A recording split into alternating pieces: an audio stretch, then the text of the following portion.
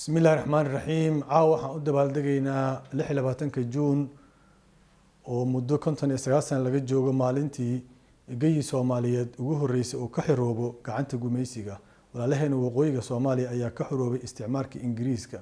si kalgacal maxabo iyo walaaltinimo leh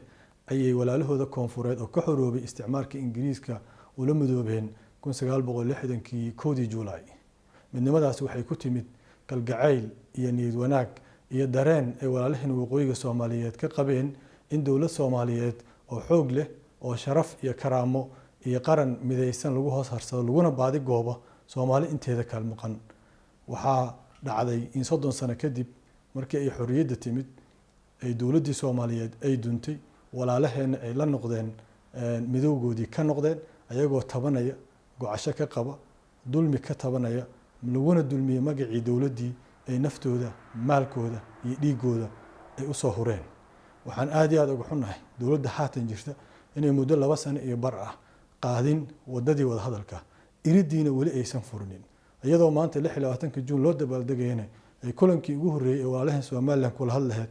ay ka baaqatay waxaan rabnaa inaan dawladdaas dadka Soomaaliyeed loo qabanin mas'uuliyadeedii gabtay waxaan rabnaa in walaaltinimadii iyo wada hadalkii iyo wanaagii dib loo soo celiyo miiskana la saaro wada hadal dhab ah oo ku salaysan walaaltinimo isku garaabid laga wada hadlo wixii dhacay waxa hadda taagan iyo waxa mustaqbalka soo socda intaba 59 sano kadib waxaan u baahanahay inaan garowsano inaan dawladnimada Soomaaliyeed negotiation iyo wada hadal inay ku timaado inay qasab tahay oo cid qasbi karta ama cid ku sanduleey karta aysan jirin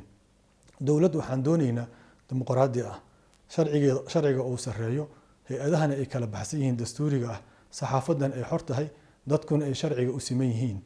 dhaqaalahana uu yahay mid xor oo ay dadku ku tartamaan dawlad xoog leh taas ayaan u naqaanaa laakiin maanta waxaan taaganahay kala beyraan u baahanahay inaan dawladnimadeeni dib u negotiate gareyno dib uga wada hadalno dib uga wada xaajoono annagoo isku dhimrinayna isku garaabayna isku turayna wax kastana miiska saarayna mana jirto ismaqoonin iyo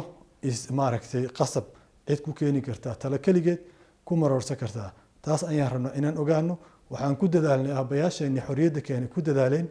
inay shantii Soomaaliyeed midnimadeeda raadiyaan dadaalkooda Allah khayr ka siiyo wanaag iyo xasanaadna Allah ugu bedelo laakiin jiilkeena maanta taagan waxaan ka rabnaa inaan ka miro dhalino inaan midnimadii dib u soo celino wada hadalka Soomaaliya iyo Soomaaliland daacad laga noqdo dawlad Soomaaliyeed